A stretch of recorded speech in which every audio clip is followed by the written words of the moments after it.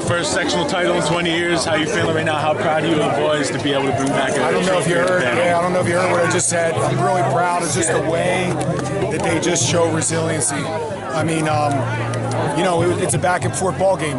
We made mistakes, they made mistakes, but we made some big plays to kind of pull ahead, and probably none bigger than the one we hang in there to hit the tight end down the middle. With limited time left in the game. So we just hang around, man. We're better than you want us to be, is how I would describe us. And with Nate Mayers and Darryl Brown and those guys are just able to move the pile for us, and that's kind of what you see. Yeah. And how about after the 2-point conversion, they got the momentum, the crowd is lit. What do you tell them? Are you hyping the guys up, or are you? We're trying to keep them in it. It's a young football team, and trying to get them into an opportunity where they'll just go make the next play.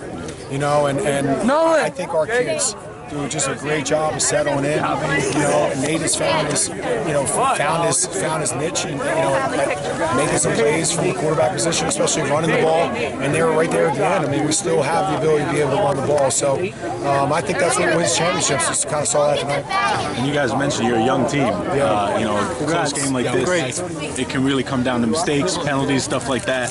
I mean, what about the discipline from these guys? I didn't see too many. How many penalties in the second? Yeah, you talk about what you need to do to win the game, and they're a talented group, and we're going to see them again. I mean, they're all sophomores, they're all back. Just like we got some juniors and sophomores playing for us, but they're all back too. And I guess that now that we're here, we just got to continue to develop our kids in the off season. But you speak about the discipline part, and we said to the kids that if we're going to go ahead and go win this game, we're going to need to do a lot of things that we do, and we need to do it right. And our kids executed tonight in a lot of ways. I mean, the fake punt in the beginning of the game, and we just kind of caught them off guard, and we scored on a big play, and then we get out of dodge back here, and we have a deep crossing route.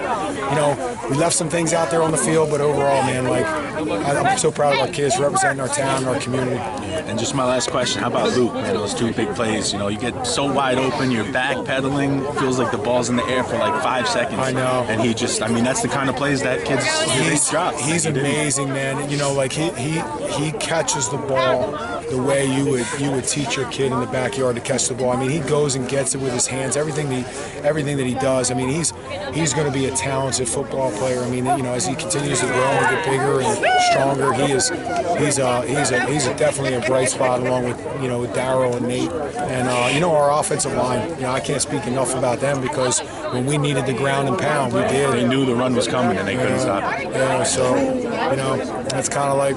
That's what we're on, man. That's what we're built for. So, I appreciate it. Thank you so much, man. Thank you guys so much. Coach, just a couple other questions for you. Just with the relentless running attack from start to finish there, and I could tell basically from the second half that the Mariners defense was starting to look a little bit worn out. It wasn't like the big 30-yard runs and every play for you guys. It was a lot of that methodical movement up and down the field that seemed to be wearing them out. How did you guys go about continuing to kind of have that ground and pound attack against the tough Mariners D? Yeah, one of the keys to success, we thought going into it was we needed to keep one off the field, and he is strong. I mean, he's a talented quarterback, and the only way to keep him off the field was to meticulously go 3, 4, 5 yards. And our hope is that, eventually we would start to open up some of those gaps. And they're just so big up front compared to what we are. And we just found a way to sort of move the sticks, especially on the first drive of the second half. I mean, that was key.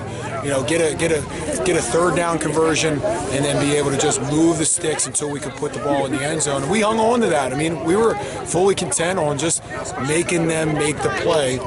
And as it got later into the fourth quarter, I mean, I just didn't think that we would give it back to them. We ended up giving it back to them, and they made a couple plays. I mean, my hat's off to them and their offense. I mean, those kids have, they're very athletic. They have an ability to make a play. So, I compliment, Coach Oz on the players that he has and the scheme that he runs. I mean, they are really hard to defend. You guys had some moments of adversity, certainly throughout the game. A couple interceptions in the first half, a couple big plays in the second half.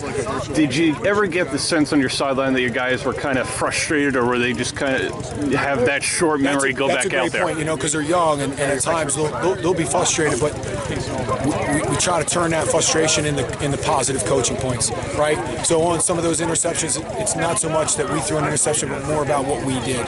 So how do we, turn what we did and just make it better? I mean, that's the only thing, and then that's what we preach.